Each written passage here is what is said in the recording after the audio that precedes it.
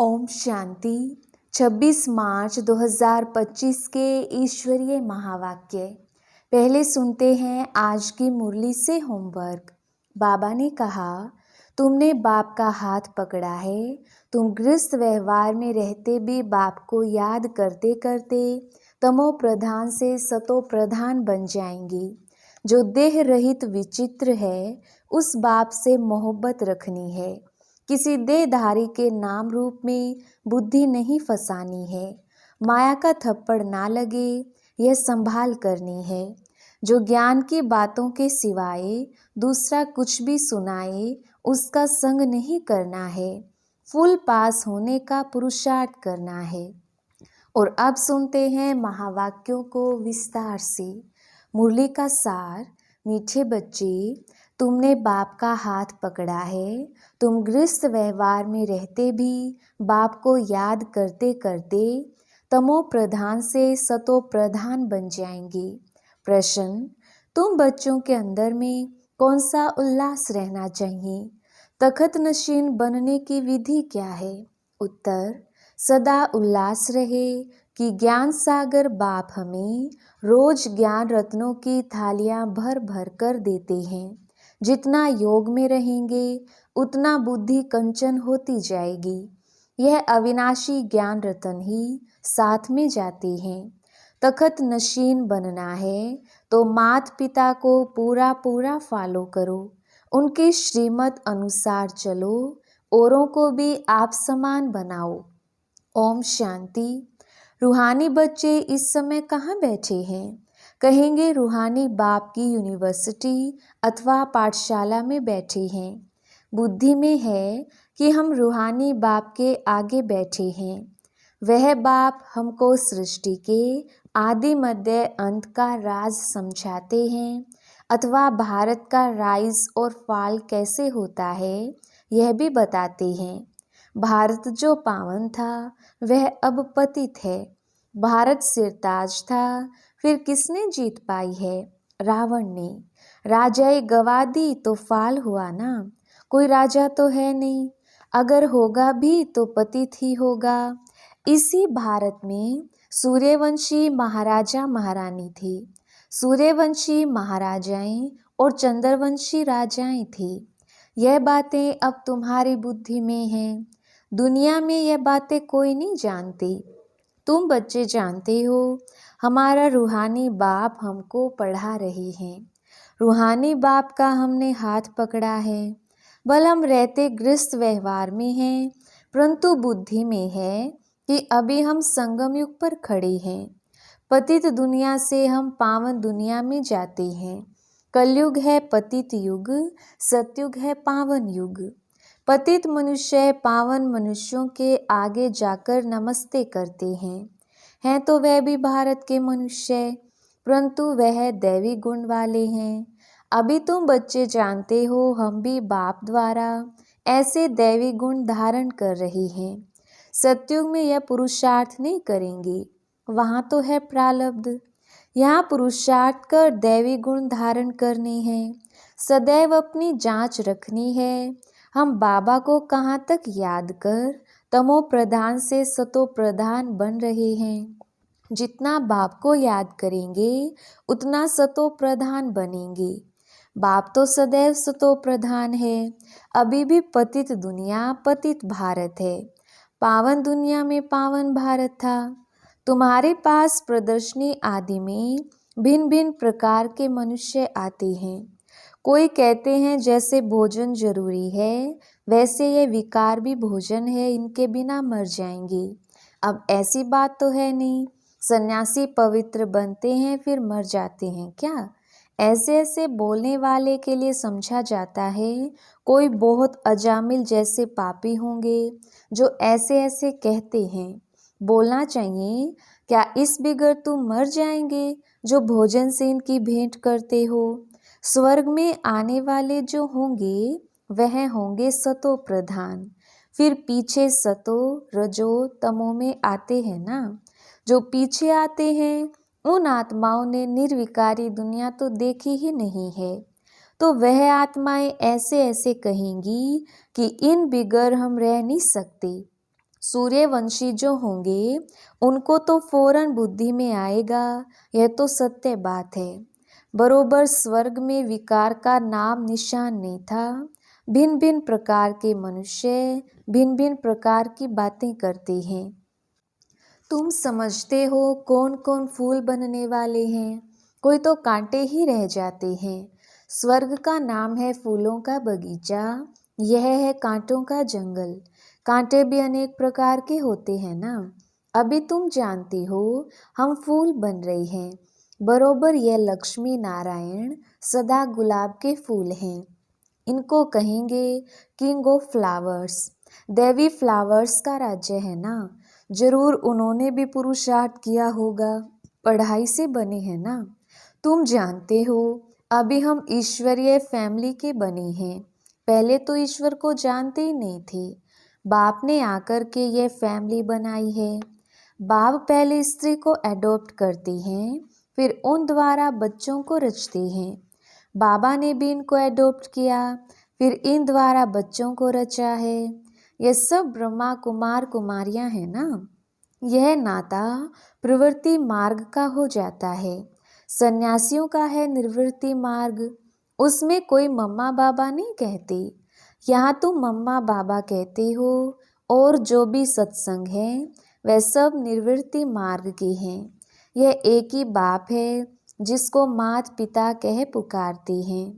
बाप बैठ समझाते हैं, भारत में पवित्र प्रवृत्ति मार्ग था, अब अपवित्र हो गया है। मैं फिर से वही प्रवृत्ति मार्ग स्थापन करता हूँ। तुम जानते हो हमारा धर्म बहुत सुख देने वाला है, फिर हम और पुराने धर्म वालों का संग क्यों करें? तुम स्वर्ग में कितने सुखी रहते हो। हीरे जवाहरातों के महल होते हैं। यहाँ बल अमेरिका रशिया आदि में कितने साहूकार हैं, परंतु स्वर्ग जैसे सुख हो ना सके। सोने की ईंटों जैसे महल तो कोई बना ना सके। सोने के महल होते ही हैं सतयुग में। यहाँ सोना है ही कहाँ। वहाँ तो हर जगह हीरे जवाहरात लगे हुए होंगे। यहाँ तो हीरों का भी कितना दाम हो गया है। ये सब मिट्टी में मिल जाएंगे। बाबा ने समझाया है, नई दुनिया में फिर सब नई खानियाँ भरतू हो जाएंगी। अभी ये सब खाली होती रहेंगी। दिखाते हैं सागर ने हीरे जवाहरातों की थालियाँ भेंट की। हीरे जवाहरात तो वहाँ तुमको ढेर मिलेंगे। सागर को भी देवता रूप समझते हैं। तुम समझते हो बाप तो ज्ञान का सागर है। सदा उल्लास रहे कि ज्ञान सागर बाप हमें रोज ज्ञान रत्नों जवाहरातों की थालियां भरकर देते हैं। बाकी वह तो पानी का सागर है। बाप तुम बच्चों को ज्ञान रत्न देते हैं जो तुम बुद्धि में भरते हो। जितना योग में रहेंगे उतना बुद्धि कंचन होती जाएगी। यह अविनाशी ज्ञान रत्न ही तुम साथ ले जाते हो। बाप की याद और यह नॉलेज है मुख्य। तुम बच्चों को अंदर में बड़ा उल्लास रहना चाहिए। बाप भी गुप्त है, तुम भी गुप्त सेना हो। नॉन वायलेंस अननोन वॉरियर्स कहते हैं ना। फलाना बहुत पहलवान वॉरियर्स है, परंतु नाम निशान का पता नहीं है। ऐसे तो हो नहीं सकता। गवर्नमेंट के पास एक एक का नाम निशान पूरा होता है। अननोन वॉरियर्स, नॉन वायलेंस, यह तुम्हारा नाम है। सबसे पहली हिंसा है यह विकार, जो ही आदि मध्य अंत दुख देते हैं। इसलिए तो कहते हैं, हे पतित पावन, हम पतितों को आकर पावन बनाओ। पावन दुनिया में एक भी पतित नहीं हो सकता। ये तुम बच्चे जानते हो। अभी ही हम भगवान के बच्चे बने हैं, बाप से वर्षा लेने। परंतु माया भी कम नहीं है।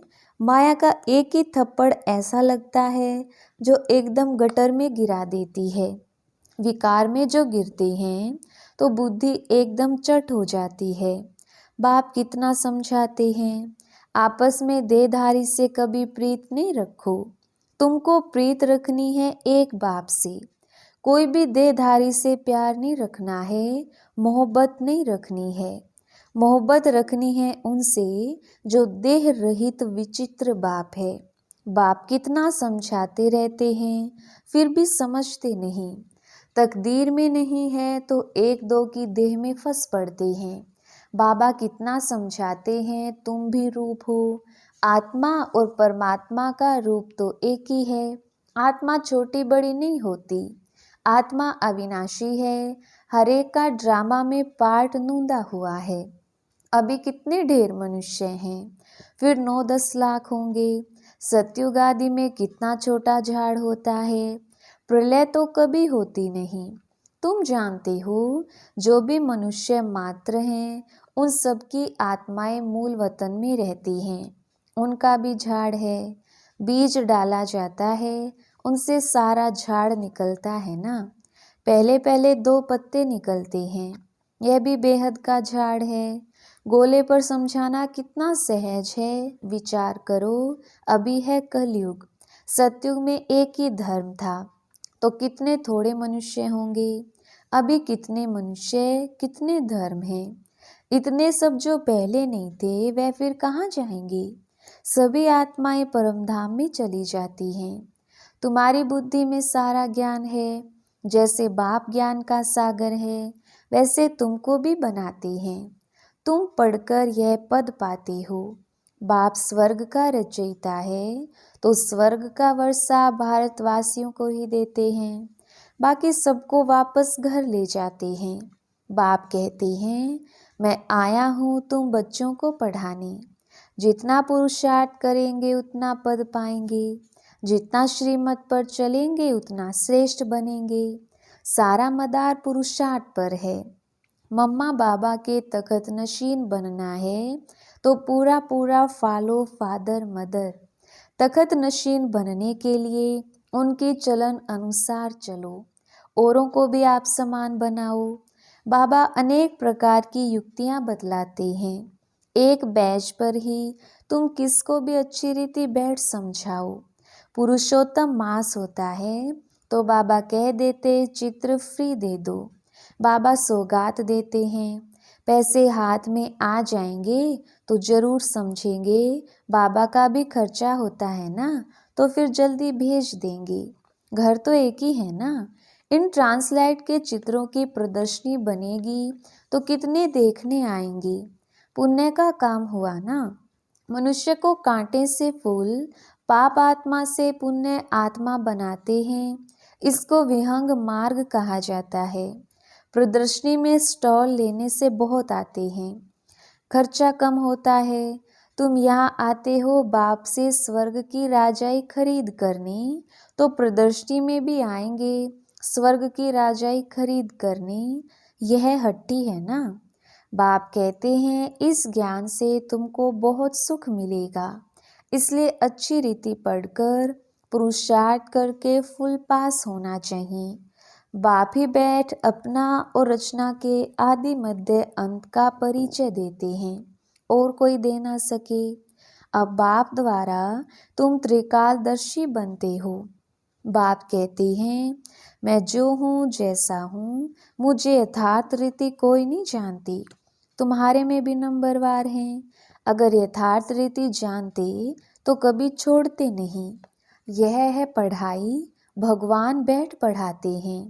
कहते हैं, मैं तुम्हारा ओबीडिएंट सर्वेंट हूँ। बाप और टीचर दोनों ओबीडिएंट सर्वेंट होते हैं। ड्रामा में हमारा पार्ट ही ऐसा है। फिर सबको साथ ले जाऊंगा।